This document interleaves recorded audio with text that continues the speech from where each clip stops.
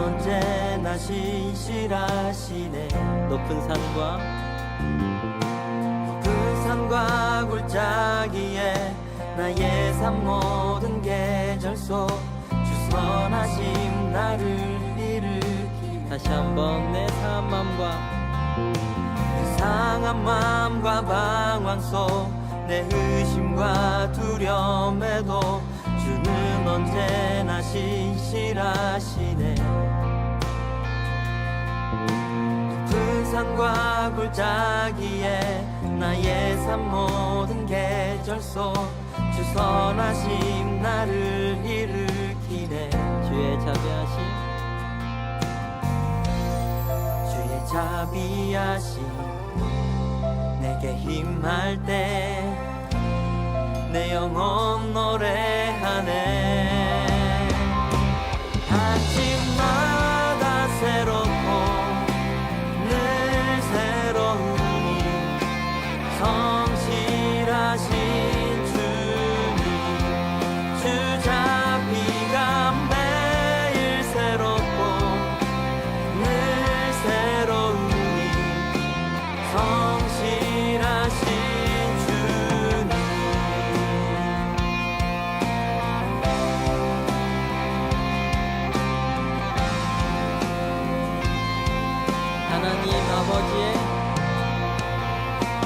하나님 아버지의 끝없는 사랑으로 내게 모든 것 베푸시네. 하늘의 빛 내려와 광야 같은 내 삶을 주 사랑으로 채워주시네. 주의 자비하심 내게 힘할 때 내 영혼 노래하네. 아침마다 새롭고 늘 새로우니 성실하신 주님, 주 자비가 매일 새롭고 늘 새로우니 성실하신 주. 아침마다 새롭고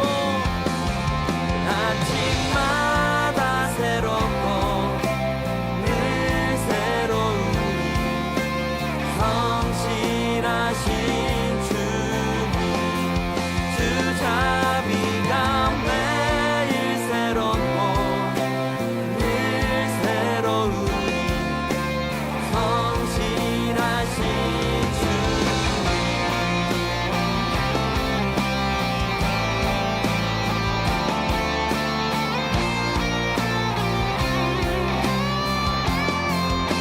날마다 새로운 은혜를 주시는 주님의 이름을 찬송합니다. 오늘도 여전히 성실하시게 우리를 인도하시는 주님의 이름을 찬송합니다.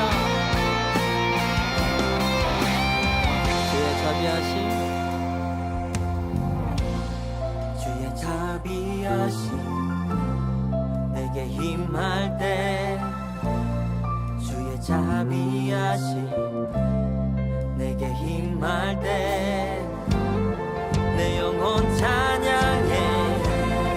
놀라운 은혜 내게 비춰주시네. 아침마다 새롭고 늘 새로우니 성실하신 주님, 주 자비가 매일 새롭고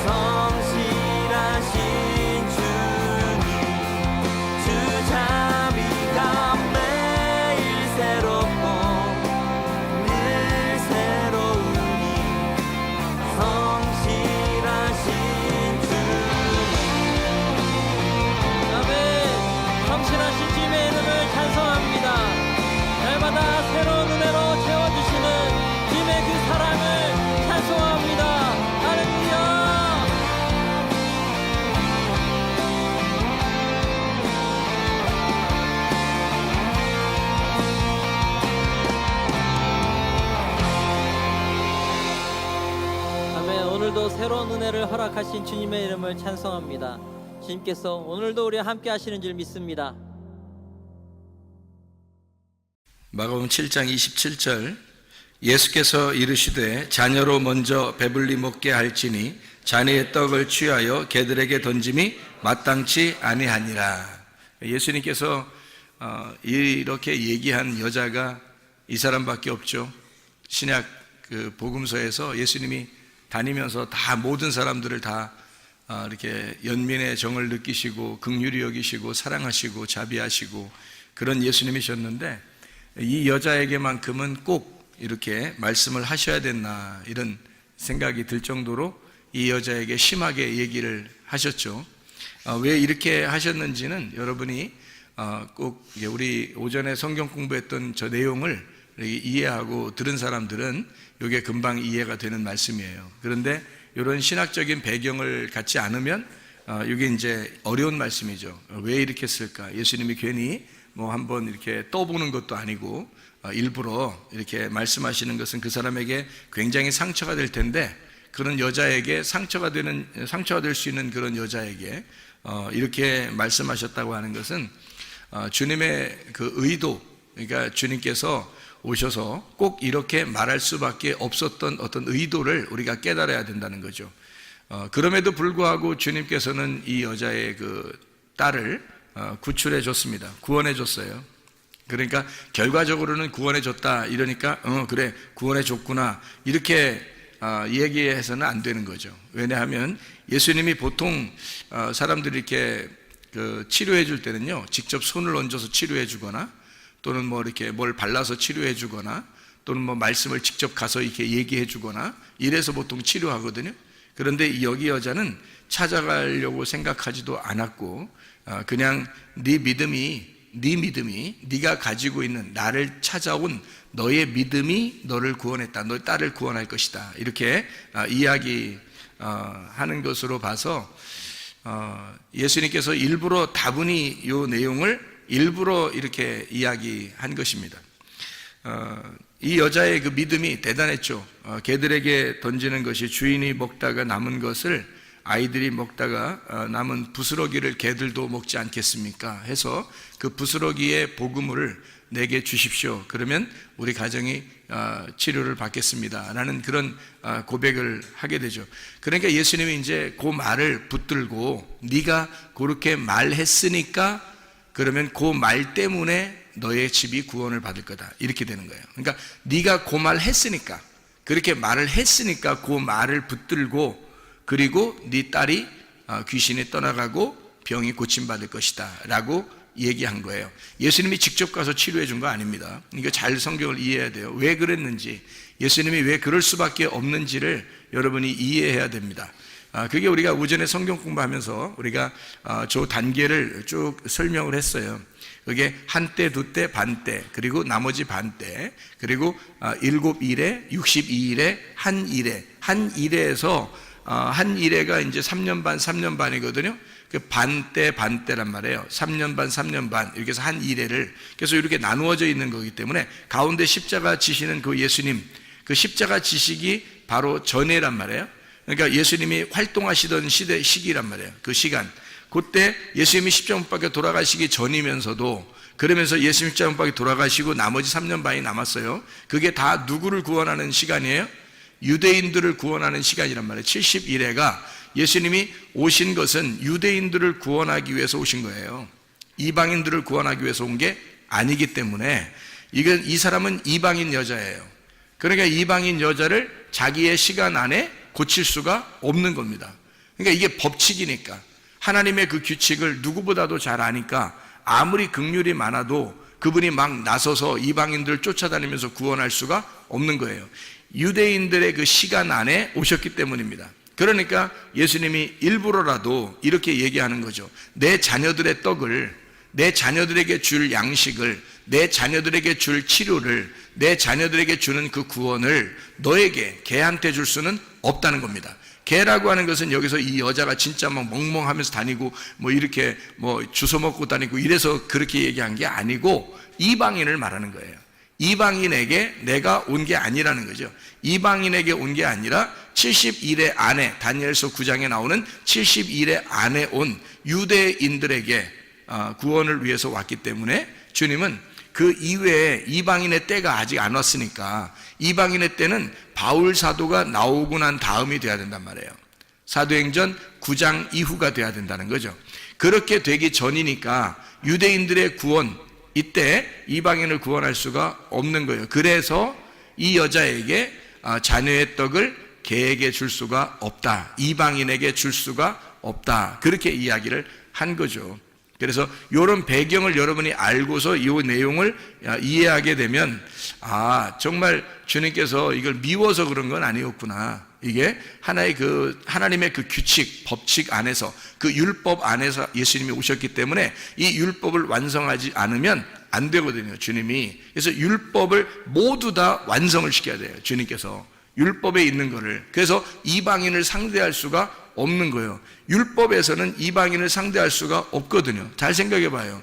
율법은요, 유대인에게, 이스라엘 백성들에게 주어진 거지 이방인에게 주어진 게 아닙니다.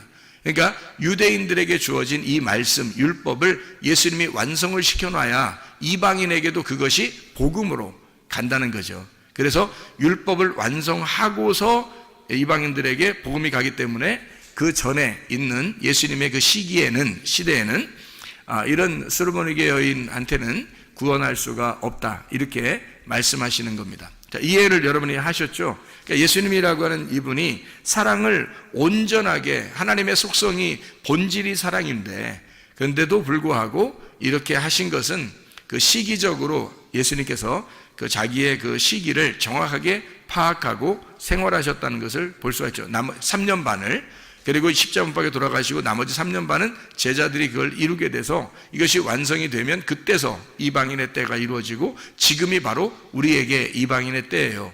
지금 이것도 거의 마무리에 도달했습니다. 이방인의 때도 거의 마무리에 도달했기 때문에요. 이것이 거의 마무리에 도달하면 마지막 이 하나님의 말씀을 다시 이제 이스라엘 백성들에게 이룬단 말이에요. 이루고 이방인들을 이제 다 정지가 됐으니까, 끝났으니까, 이방인의 때가 다 끝나면 유대인에게 다시 복음이 들어가고 이방인들의 이제 중지시킨단 말이에요.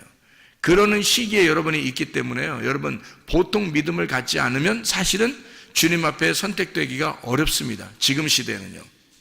이런 것만 제대로 알아도요, 성경에 예수님은 그냥 얼렁뚱땅 구원하고 이러지 않아요. 성경이 그런 식으로 얼렁뚱땅 구원한다면 이런 식으로 얘기하겠어요? 이 여자한테 예수님이? 그렇게 안 한단 말이에요. 심한 얘기를 이렇게 하는 것은 이게 한번 떠보려고 이러는 게 아니에요. 이게 떠보려고 그러는 게 아니라 예수님이 오신 그 규칙이 있다, 내가 온 그 법칙이 있기 때문에 이거를 내가 벗어날 수가 없어. 그래서 너한테, 걔한테는 줄 수가 없어. 그런 구원을, 그런 치료를 줄 수가 없어. 그럼에도 불구하고 네가 나라는 믿음을, 네가 하나님의 긍휼을 네가 구했으니까 그거를 붙잡고 그 얘기를 이방인에게 그 부스러기를 달라고 했으니까, 앞으로 여기 유대인들을 구원한 이후에 이방인들을 구원할 때는 예수님의 그 부스러기 복음이 나간단 말이에요. 그것을 이 여자가 깨달은 거예요. 그러니까 주인에게 주는 떡은 아니지만 거기서 아이들이 먹다가 남겨서 던져버리면 그거 주워 먹을게요. 우리가 사실 유대인만큼 성경 알고 구원받은 건 아니잖아요. 이방인들이요. 전혀 모르는데 거기서 떨어지는 부스러기를 가지고 우리가 구원받은 사람들이 이방인들이란 말이에요. 그거를 이 여자가 정확하게 깨달은 거죠. 그래서 예수님에게 그 사실을 이야기했고, 네가 그 말을 했으니까 이방인의 때에 구원받는 걸 너에게 샘플로 보여주겠다.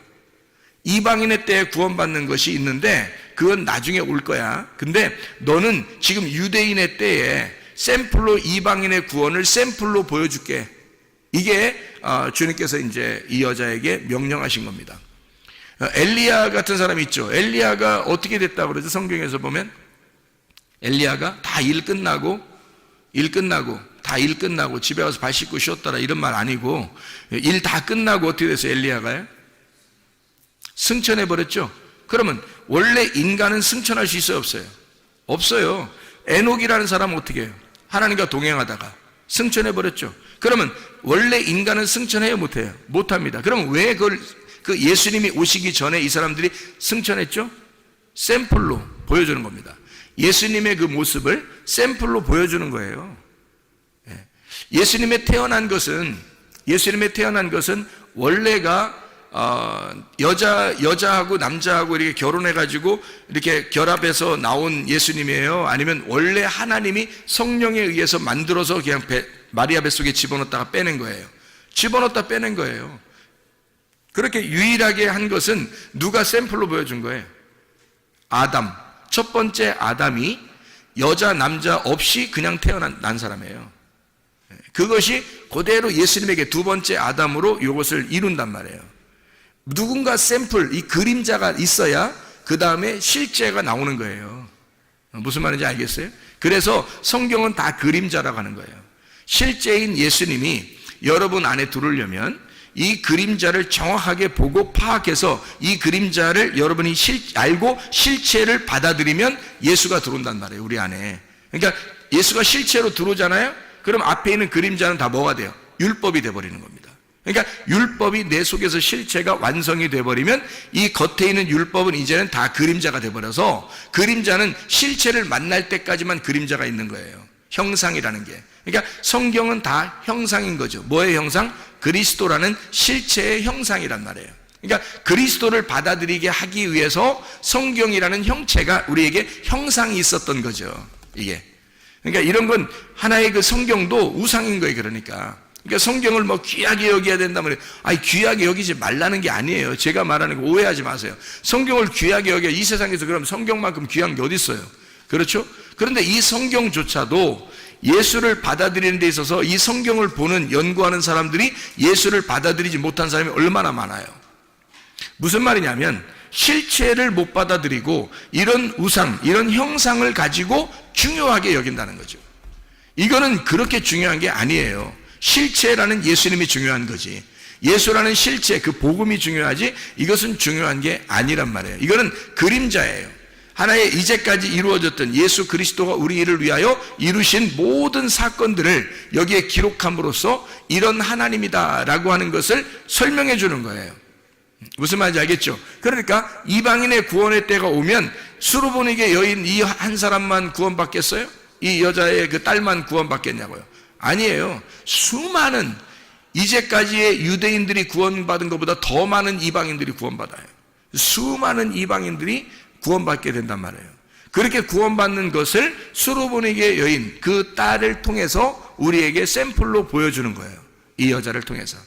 그러니까 이거는 그림자로 먼저 있었던 예수님과 함께 요 이야기들 앞으로 나올 70일회가 끝나고 이방인의 때에 이루어질 사건을 설명해 주는 거란 말이에요. 그러니까 예수님이 일부러 이 여자 보고 너는 이방인이잖아, 너는 개잖아. 그러니까 내가 이 귀한 말씀을 너한테 줄 수가 없어. 내가 하늘에서 내려온 말씀인데 나를 너에게, 너의 딸에게 줄 수가 없다. 나는 70일회 안에 왔으니까.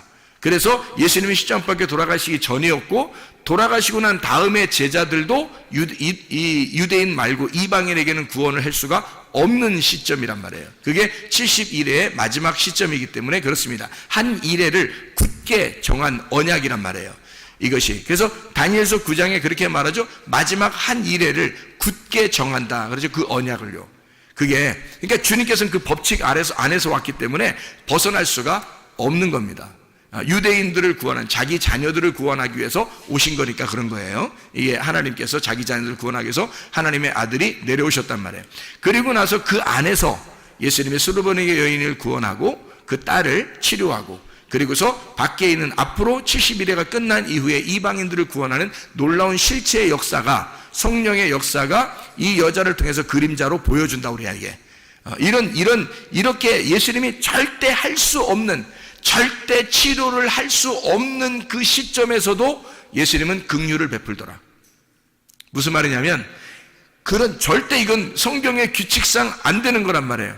근데 이 성경의 규칙도 하나님의 자비함보다는 못하다는 거죠. 하나님의 그 사랑보다는 못하다는 거, 그 규칙이 너무 정확한 건데 그걸 다 지켜야 되는데 그 규칙보다도 더 위대한 게 있었으니 그게 바로 하나님의 사랑이라는 겁니다. 그러니까 이 여인에게 도저히 이 여인의 딸은 구원받을 수가 없어요. 이방인, 예수님을 만날 수가 없고요. 그런데 예수님이 만나주고 또 거기서 얘기도 하게 되고 개라고 얘기했는데 그 여자가 가지 아니하고 개에게 부스러기 좀 남겨주세요 라고 이야기하니까 네가 그 말을 하였으니 너의 딸이 지금 치료를 받았다. 그리고 귀신이 떠나갔다. 뭐 이런 이야기를 하는 것입니다. 그러니까 진리의 말씀이, 복음이 들어갔다는 얘기예요. 진리의 말씀이 들어갔다. 어떻게? 이방인의 때도 아닌데. 근데 하나님의 그 자비하심, 하나님의 그 사랑은 이런 법칙도 뛰어넘더라. 놀라운 것입니다.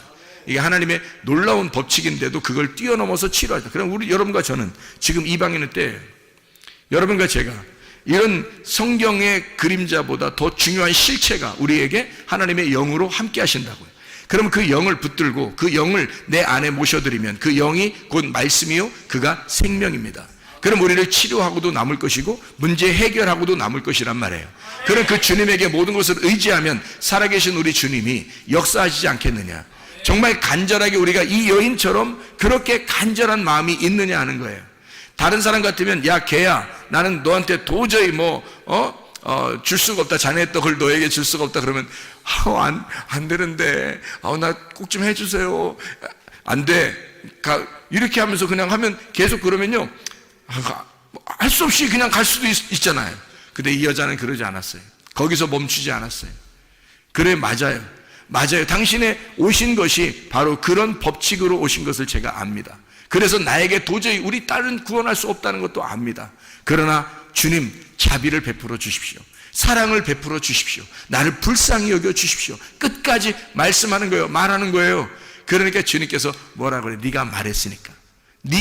내가 직접 가서 구원할 수는 없어. 때가 자기의 때는 이 법칙상 온 때니까. 그러나 네가 말했으니 네 말이 너를 감싸서 치료할 거라 이거예요. 네 말이 나와서 너의 딸을 치료할 거라 이거야. 네 말이 나와서 나라는 예수를 네가 붙들었고 네가 나의 믿음을 붙들었으니 네가 말한 그것이 너를 감싸서 네 문제를 해결할 것이라는 겁니다. 놀라운 거 아닙니까? 하나님의 역사가 본인이 자기가 자기를 건축할 수 있다는 겁니다. 자기가. 생각해 보세요. 누가 건축해 주지 않는다겠죠?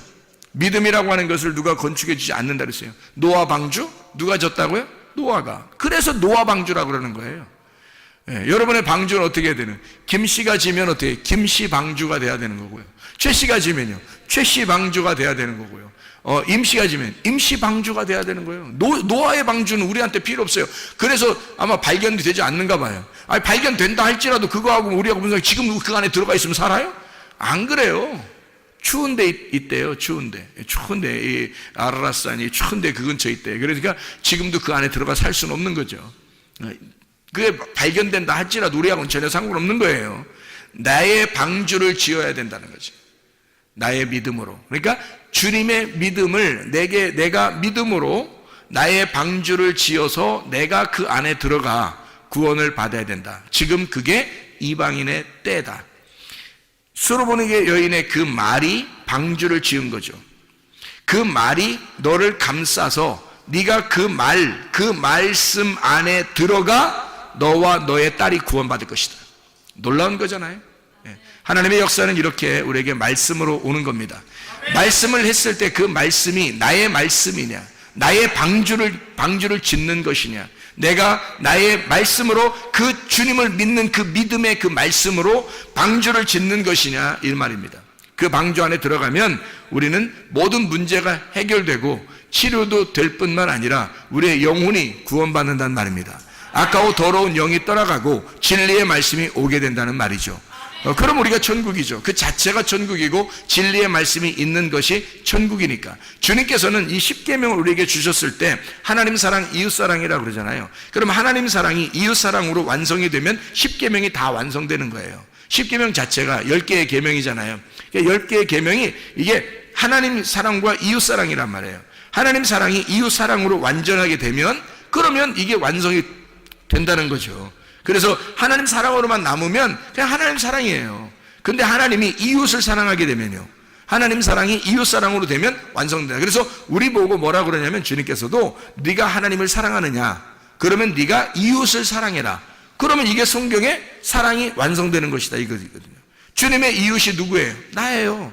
나의 이웃이 누구예요? 예수님입니다. 여러분, 가족이 다 가족이 아니라 예수님이에요. 남편도 예수님, 아내도 예수님, 자녀도 예수님, 부모도 예수님이에요. 친구도 예수님이고요. 이웃도 예수님입니다. 다 우리의 주변에 있는 모든 나를 가리키는 모든 것이, 나를 말하는 모든 것이 다 예수님이라고요. 이 예수님이 나의 이웃이라고요. 이웃을 사랑하게 되면 율법을 완성하는 것이다, 이 말이죠. 그러니까 이 이웃사랑이 모든 율법을 이루었느니라, 완성을 했느니라. 로마서 13장 10절의 말씀입니다. 하나님의 속성, 그 사랑이라고 하는 사랑이 온전하게 되었느니라, 이렇게 말씀하거든요. 로마서 13장 10절 말씀에 그렇게 말씀하고 있습니다. 사랑은 이웃에게 악을 행하지 아니하나니 그러므로 사랑은 율법의 완성이니라. 이게 10절에, 로마서 13장 10절에 나와 있는데, 이게 9절에 보면 뭐라고 그래요? 8절하고 9절에 보면, 8절엔 사랑의 빛 외에는 지지 마라고 되어 있고요. 9절에 보면 간음하지 마라, 살인하지 마라, 도둑질하지 마라, 탐내지 마라, 그 외에 다른 계명이 다 있을지라도 내 이웃을 내 자신같이 사랑하라 하신 그 말씀 가운데 다 들었다. 그러니까 이웃 사랑에 다 들어지는. 자, 성경 10계명 자체가 하나님 사랑이에요. 하나님은 사랑이시다라는 걸 설명해 주려고 하는 건데, 그분이, 자, 생각해 보세요. 가만히 여러분이. 자, 살인하지 마라, 간음하지 마라, 도둑질하지 마라, 탐내지 마라. 자, 이게 뭐예요, 그게? 그거 하지 말아요. 무슨 말이에요? 너 이웃을 네가 살인하거나 도둑질하거나 간음하거나 탐내거나 그러면 그 이웃하고 너하고 어떻게 생각한 거야? 따로 생각한 거지. 따로 생각하니까 네가 그걸 도둑질하려고 했고, 그것을 살인하려고 했고, 그것을 간음하려고 했고, 그것을 탐욕을 부리려고 했잖아. 네가 만약에 너라고 생각하면, 네가 만약에 이웃을 너라고 생각한다면 훔치겠냐 이거야, 살인하겠냐 이거예요, 탐욕 부리겠냐 이거야, 간음하겠냐 이거예요. 안 하죠? 남이라고 생각하니까 하는 거지, 그죠? 남이라고, 상대방이라고 생각하니까 우리가 그런 일을 하는 거죠. 그러니까 이웃 사랑이라고 하는 것이 사랑의 완성이라는 거예요. 십계명이라고 하는 그 사랑이, 하나님은 원래 사랑이다, 그것이 이웃을 사랑할 때 완성이 된다는 거예요. 그 말은 뭐냐면 하나가 되었다. 이웃하고 너하고 하나가 되면 사랑이 완성되고 십계명이 완전히 이루었느니라, 율법의 완성이다. 자, 이 무슨 말이죠? 예수 그리스도와 내가 이웃이었는데 그분과 내가 서로 사랑해서 하나가 되었어요. 그러면 율법은 완성된 거죠. 다시 말하면 예수 그리스도가 내 안에 들어오잖아요. 그러면 율법은 완성된 거예요. 그렇죠? 예수님이 내 안에 들어오면, 내가 예수님 안에 있고 예수님이 내 안에 오면 그 하나가 됐어요. 그러면 서로가 죽일 필요 없고, 서로가 도둑질할 필요 없고, 서로가 간음할 필요 없고, 서로가 탐욕을 부릴 필요가 없는 거죠. 왜? 예수님과 내가 하나가 되었으니까. 이게 서로 사랑이라는 거예요. 이게 이웃 사랑이라는 겁니다. 그러면 율법을 완성하였느니라. 자, 이것이 안 돼 있을 때는, 예수님이 오시기 전에, 십자 못 박혀 돌아가시기 전에 모든 사람들은 다 이게 한쪽이 부족한 거예요. 한쪽이 부족한 거야. 그래서 사도행전 3장에 보면 성전 앞에 누가 나오죠? 예, 절름배리가 나옵니다. 이 안전뱅이라고 나와서 우리나라 성경에는 안전뱅이라는데, 사실은 한쪽 다리가 부족한 자예요. 한쪽 다리가 부족한 자. 그러니까 절름발이에요. 절름발이니까, 여러분 절름발이면 어떻게 해요? 안전뱅이면 원래 걸어가지도 못하죠. 근데 절름발이면 어때요? 성경대로 말하면 절름발이거든요. 그러면 이 절름발이라고 하는 건, 절름발인 여러분 걸어갈 수 있어요, 없어요? 있어요. 뛸 수 있어요, 없어요? 뛸 수 있어요. 절름발이는 한쪽 다리만 부족한 거거든요. 그러면 이렇게 뛰기도 하고요, 이렇게 걸어가기도 하고, 그러는 거예요. 그게 그 절름발이에요. 안전뱅이는 아예 못 일어난 거고. 그러니까 우리가 생각할 때 성경에 안전뱅이라고 나오니까 성전에 들어가서 뛸 수 없고 걸어갈 수 없으니까 성전에 못 들어가겠구나, 이렇게 생각하는데, 만약에 이 사람이 성전 안에 들어갈 수 있다면, 그런다면요, 그러면 들어가면 막 뛸 수 있어요. 다리 한짝 가지고 걸어갈 수도 있고. 그러면 이 사람이 진짜 완전히 다리가 한쪽이 길어졌는지, 한쪽이 짧았다가 한쪽이 길어졌는지, 아니면 그대 짧은 상태에서 막 그냥 들어가서 뛰었는지 우리는 모르죠. 근데 어쨌든 온전해졌다는 건데, 이게 무슨 말이냐면 이런 거죠. 예수님이 오셔서 십자 못 박혀 돌아가시기 전에는 우리 인간들이 다 성전 안에, 성전은 예수님인데 그 예수님 안에 들어갈 수 없는, 성전 밖에서 성전 안에 들어갈 수 없는 절름발이었다는 겁니다. 한쪽 다리가 한 짝이 안 맞는, 짝이 안 맞는 거죠. 절름발이란 말이에요. 짝이 안 맞는 거예요. 이게 짝이 두 개가 똑같이 맞아야 되는데 이게 안 맞는 거예요. 한쪽이 짧아서 안 맞아요. 그러니까 나와 예수님이 안 맞는 거야, 이게. 이게 안 맞으니까 성전 밖에서 계속 이게 구걸하고 있는 거죠. 그러니까 구걸하고 있다는 말은 어떻게 좀 도와달라는 거 아니에요? 그죠? 도와달라는 말은 뭐예요? 기도한다는 말이죠. 그죠? 도와달라는 말은 기도한다는 말이에요. 기도해. 뭘 기도했겠어요, 이 사람이? 구걸하는데 뭘 기도했겠어요? 구걸하니까 그게 기도하는 거야, 그게. 그게 밖에서 막 구걸하는 거야. 기도하는데 뭘 기도했겠어요? 예? 절름발이야, 이 사람이. 그러니까 뭘 기도했겠어요? 내 다리 좀 온전케 할 사람이 있었으면 좋겠다. 내 다리 좀 온전케 해주세요. 자, 소경이 만약에 구걸하고 도와달라고 하고 기도한다면 소경은 뭐라고 기도할까요? 눈 뜨게 해달라고 기도할 것입니다. 그렇죠? 예, 그래서 이 사람은 절름발이란 말이에요. 절름발이니까 어떤 기도를 했을까? 어떻게 구걸했을까요? 나 좀 온전하게, 다리 좀 온전하게 한 짝이 되도록 해주십시오 라고 기도했을 거란 말이에요. 그렇게 구걸했을 거란 말이에요. 그죠? 그랬더니 겉으로 실제로 이렇게 다리를 고쳤다 뭐 이런 의미가 거기서 뭐 고쳐져서 어떻게 됐다 이런 의미가 막 자세히 나오는 건 아니에요. 거기에 뭐라고 나오냐면 이렇게 됐어요. 베드로하고 이제 요한이 올라가면서, 베드로와 요한이 하필 성전에 올라갈 때 뭐 두 명만 맨날 다니나요? 다른 사람 안 다니나요? 성전에 올라가는데 오순절 이후에 성전에 갈 때 베드로하고 요한하고 두 명만 들어가요? 다른 사람들, 다른 제자들은 안 들어가나요, 원래? 이상하죠, 그죠? 근데 다른 제자들의 이름이 안 써 있단 말이에요. 왜냐하면 이 두 사람 이름이 쓰 있는 것은 왜 그랬겠어요? 사도행전 3장에 보면 이해가 돼요.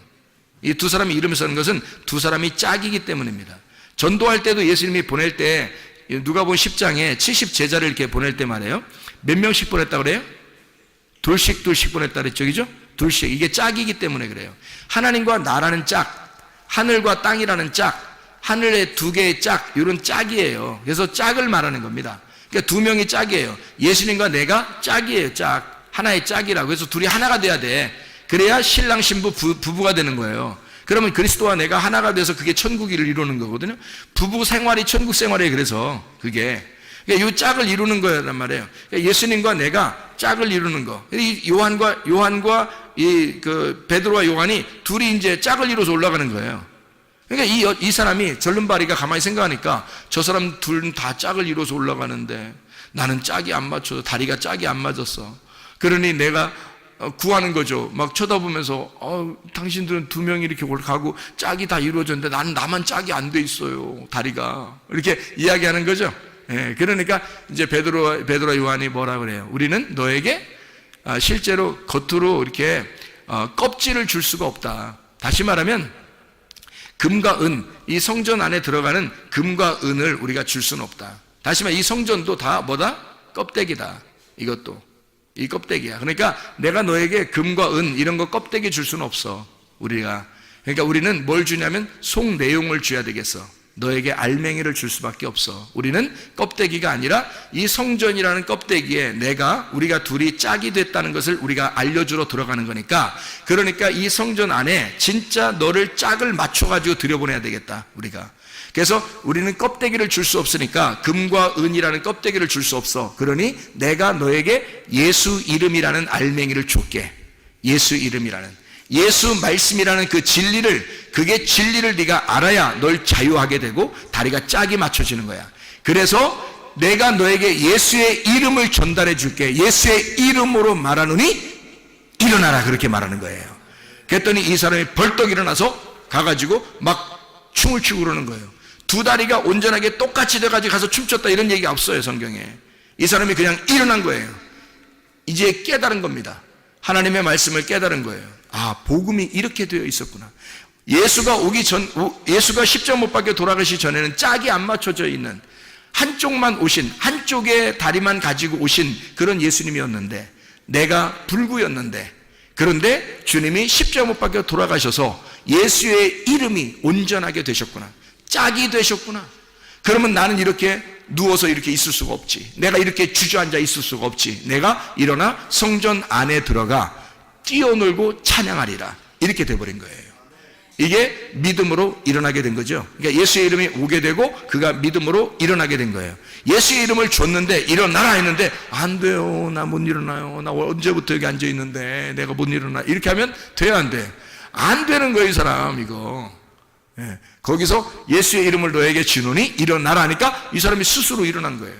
그죠? 예. 복음의 말씀이 여러분에게 비추어 오면요, 여러분에게 말씀을 이렇게 외치는 자의 소리가 들리잖아요. 외치는 소리가 들리면 이게 뭐냐면 빛이 비추어진 거예요. 이게 빛을 비추는 거야. 세상의 빛을 비춘 거예요. 이렇게 비추어지면 여러분이 그 믿음을 가지고 그 빛을 가지고 여러분이 일어나야 된다는 거예요. 성전 안에 들어가 뛰어놀고 찬양해야 된다는 것입니다. 이렇게 말씀이 여러분에게 오게 되면 짝을 맞추어져, 하나님은 진리의 말씀으로 나머지 한 짝을 맞추어서 예수 그리스도의 십자가 못 박혀 돌아가신 사실을 여러분이 진짜로 믿으면 우리는 주저앉아 있을 수가 없다는 겁니다. 짝을 맞추어서 그대로 믿음으로 승리하고 일어나셔야 합니다. 그 믿음, 그 예수의 이름이 우리를 일으킬 것이니까. 그럼 우리는 거기서 주저앉아 있으면 안 된다. 짝이 맞춰져야 된다. 그 말이죠. 자, 우리에게 간구하는 것이 있어야 되겠죠. 이 졸름바리 사람처럼 간구하는 게 있어야 돼요. 하나님, 나 살려주세요. 내가 짝이 안 맞는 것 같아요. 하나님, 내가 이런 불구예요. 내가 이렇게 잘못되어 있는 사람입니다. 자, 죄인입니다. 도저히 예수님하고 내가 짝이 안 이루어졌어요. 하나님, 내가 예수님하고 내가 짝이 이루어지도록 하나님 나를 불쌍히 여겨주세요. 라고 수르보네게 여인도, 여기 있는 안진뱅이도, 이 졸름바리 그 남자도 사도행전 3장에 이 사람도 다 주님께 간구하는 거예요. 하나님에게 간구하는 거예요. 그랬더니 도울 자를 보내셔서, 수로보네게 여인이 있을 때는 예수님이 가셔서 얘기하고요. 그리고 여기에는 이 절름바리에 있는 데는 여기서는 성전 밖에서 베드로와 요한이 짝을 이룬 이제는 이방인과 유대인이 원래는 짝이 아니었었는데 예수님이 십자가 못 박혀 돌아가시고 오순절 성령의 충만이 임한 다음에 그때부터는 이제 짝이 이루어지는 거거든요. 나머지 71회가 다 3년 반이 다 이루어졌거든요. 완성된 상태니까 이제 이것이 짝이 이루어진 하나님과 우리가 나누어져 있었는데 짝이 이루어지는 사람이 될 것이다. 이것을 네가 진리로 먼저 받아들여라 이거죠. 이 사도행전 3장에 이 절름바리에게도 진리가 들어간 겁니다. 진리가. 그래서 이 사람에게 짝을 맞춰주고 그 짝을 맞춰준 상태에서 이 사람이 그 진리를 받아들이니까 믿음으로 일어설 수가 있게 되었다.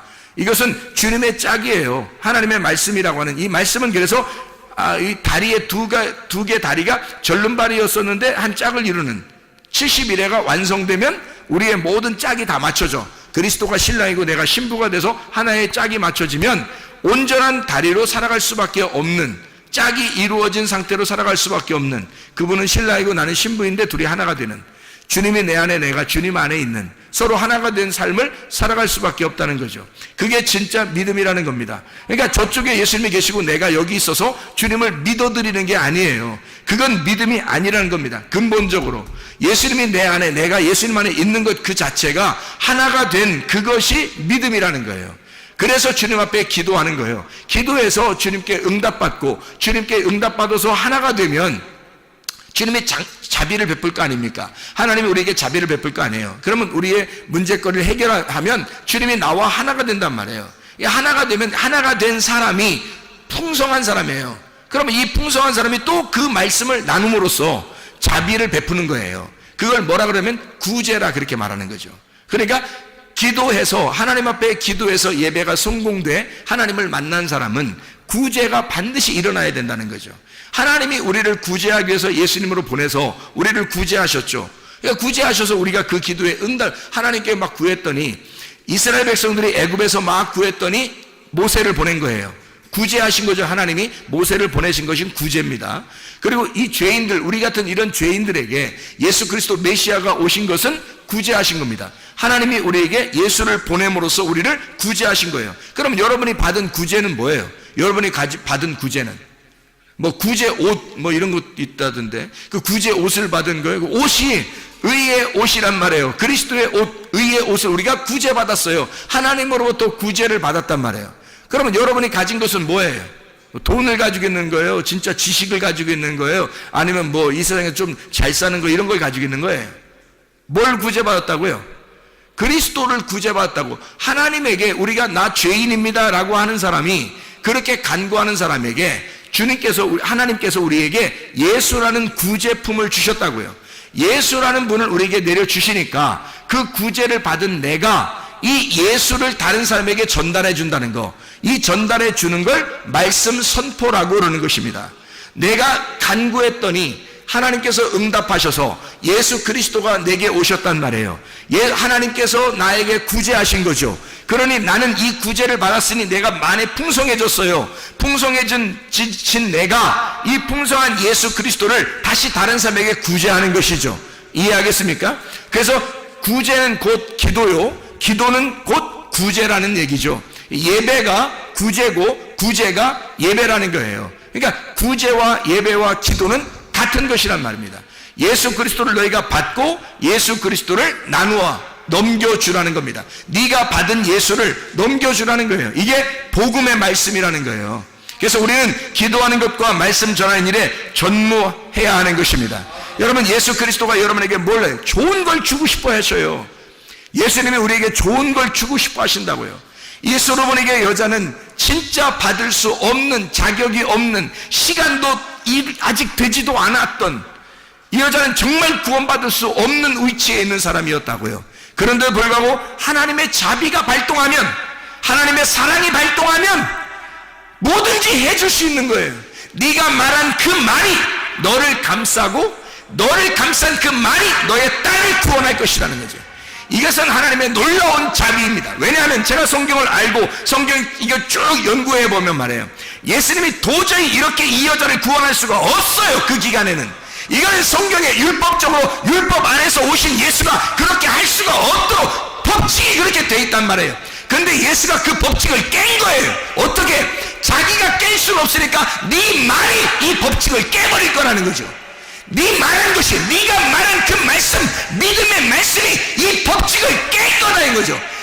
이 법칙도, 이 성경의 법칙도 내가 구원받는 데 있어서는, 나에게 있어서는 이 법칙이 뭐 그리 대단한 거야 이거야. 예수가 대단한 거지 뭐 이게 그 대단한 거라 이 말이에요. 생각해 보세요.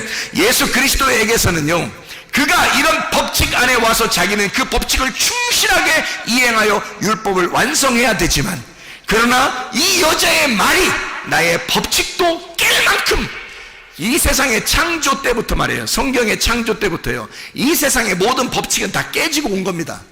그렇잖아요? 세상의 모든 법칙은 하나님의 법칙 안에서는요 다 깨질 수밖에 없는 거예요. 모든 규칙은. 왜냐하면 이 생각에 예수님이 부활하는 것도 이 법칙이 깨지는 거 아닙니까? 예수님이 땅에서 위에서 내려오는 게 아니라 밑에서 위로 올라가네. 이게 법칙이 다 깨지는 거예요. 문이 닫혀 있는데 문을 통과해 들어가? 문이 닫혀 있는데 통과해서 들어와? 이게 어떻게, 이게 법칙이 다 깨져버리는 거예요. 이런 모든 법칙들도 실체가 오면요 다 깨져버리는 겁니다. 실체가 오면. 그러니까 예수 그리스도, 당신이 말하면 나에게 내 딸이 구원받지 않겠습니까? 당신이 나에게 말하시면, 부스럭이라도 얘기하시면, 부스럭이라도 주시면 우리 딸이 구원받을 수 있겠습니다. 이거 하나님의 그 법칙, 하나님의 그 율법 안에서 오신 그 하나님의 법칙도 그냥 금이 쫙 가버리는 거죠. 이 법칙이라는 유리가요 팍 깨져버리는 겁니다. 하나님의 가슴이 쫙 찢어지는 거예요. 왜? 그래서 그 속에 있는 심장, 그 가슴을 확 내미는 거죠. 그래, 네가 말했으니, 네가 나의 심장을 건드렸으니, 네가 나의 사랑의 심장을 건드렸으니, 그러니 네가 말한 그것이 너를 구원할 것이다. 그 믿음이, 그 심장이 너를 구원할 것이다. 하나님의 사랑입니다. 여러분, 하나님은 사랑을 완성하시러 오신 분이에요. 하물며 여러분과 저에게 지금 이방인의 때에 여러분과 저에게 하나님의 은혜를 베풀지 않겠는가? 하나님의 은혜를 구하는 주의 백성들이 다 되시기를 바랍니다.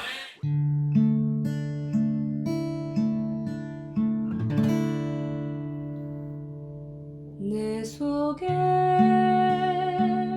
내가 너무도 많아서 당신을 쉴 곳 없네. 내 속에 헛된 바램들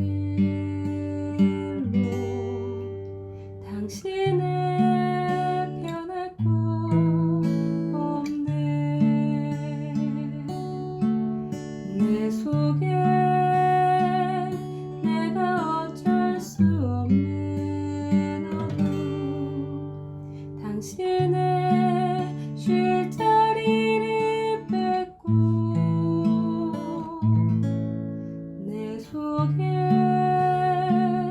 내가 이길 수 없는 슬픔 무성한 가시나무 숲 같네 바람만 불면